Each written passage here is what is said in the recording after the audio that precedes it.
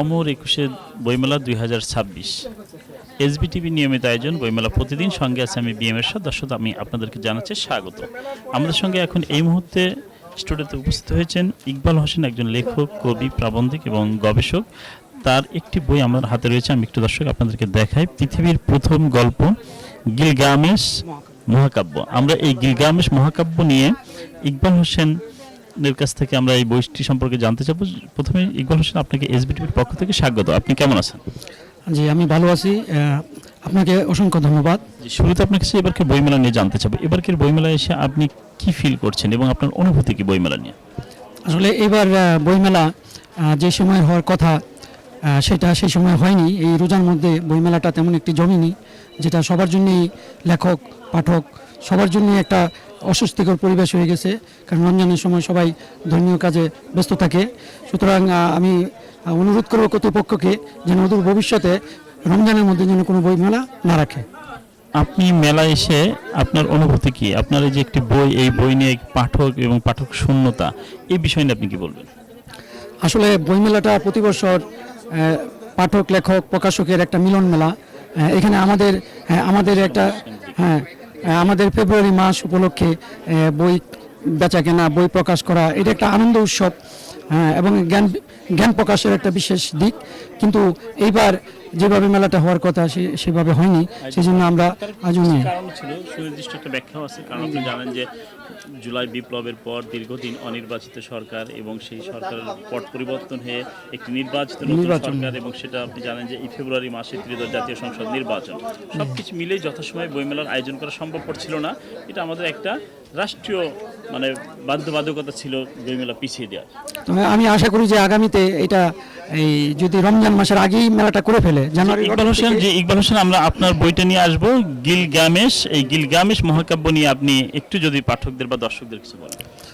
আসলে আমরা ছোটবেলা যেটা জানতাম, যে পৃথিবীর প্রথম সাহিত্য কি, তা হোমারের ইলিয়েট আমরা জানতাম।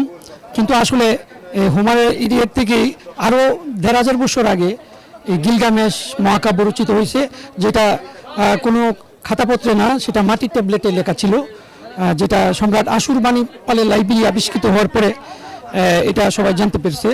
তবে গিলগামেশ হলো একটা রাজার নাম। বর্তমান ইরাকের প্রাচীন নাম একটা শহর ছিল, সেটার নাম ছিল উরুক। এই উরুকের রাজা হলো গিলগামেশ। তার বাবার নাম ছিল লুগালাবান্দা, মার নাম হলো নিনসান।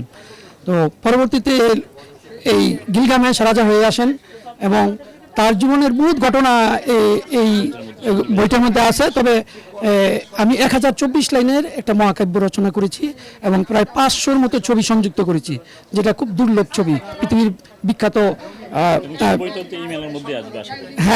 যে পৃথিবীর বিখ্যাত লাইব্রেরিগুলিতে, জাদুঘরগুলিতে ওই জিনিসগুলো আছে, যে ছবিগুলো এটা সংযুক্ত করা হয়েছে।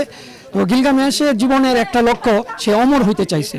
সে এতই শক্তিশালী, কিন্তু তার বন্ধু মারা যাওয়ার পর সে চিন্তা করলো যে আমাকে তো মরতে হবে, কিন্তু সে মরতে চাচ্ছে না, সে চাচ্ছে অমর হতে। সে অমর হওয়ার অভিযানে নামছে। ওই অভিযানটাই গিলগামেশের সবচেয়ে মজার একটা দিক। সে কি অমর হইতে পারছে? এই বইটা পড়ে পাঠক কি মেসেজ পাবে বা পাঠকের কি উপকার হবে? এই বইটার মাধ্যমে পাঠক জানতে পারবে যে আসলে মানুষ মরণশীল। মানুষ যত ক্ষমতাবানই হোক, যত বড় প্রভাবশালী রাজাই হোক, তাকে একদিন মরতে হবে। তা মরার জন্য তার কি করতে হবে? তার শক্তি সামর্থ্য কি সে অন্যায় কাজ করবে, নাকি মানুষের ভালোবাসা পাবে, নাকি সৎ কাজ করবে? এই সমস্ত শিক্ষা এই বইটার মধ্যে বা গিলগামেশের কাহিনীর মধ্যে পাওয়া যাবে। জি, আপনাকে অসংখ্য ধন্যবাদ আপনার মূল্যবান সময় আমাদের এসবিটিভির সঙ্গে দেওয়ার জন্য। ধন্যবাদ আপনাকেও, সবাইকে। যে দর্শক এতক্ষণ দেখছিলেন আপনারা এসবিটিভির নিয়মিত আয়োজন বইমেলা প্রতিদিন। আমাদের সঙ্গে এখন স্টুডিওতে যিনি আমন্ত্রিত অতিথি হিসেবে ছিলেন ইকবাল হোসেন। আমরা তার এই পৃথিবীর প্রথম গল্প গিলগামেশ মহাকাব্য নিয়ে আলোচনা করলাম। যে যেখান থেকে আমাদের এই অনুষ্ঠান দেখছেন, প্রত্যেকে ভালো থাকুন, সুস্থ থাকুন এবং এসবিটিভির সঙ্গে থাকুন। পাশাপাশি যেহেতু অমর ২১ বইমেলা, আপনারা সকলে বইমেলায় আসুন, বই কিনুন, বই নিজে পড়ুন এবং প্রিয়জনকে বই উপহার দিন। আর হ্যাঁ, ভালোবাসার উপকরণ ফুল নাই, ভালোবাসার উপকরণ হোক বই, কেবলই বই এবং একমাত্র বই। ধন্যবাদ।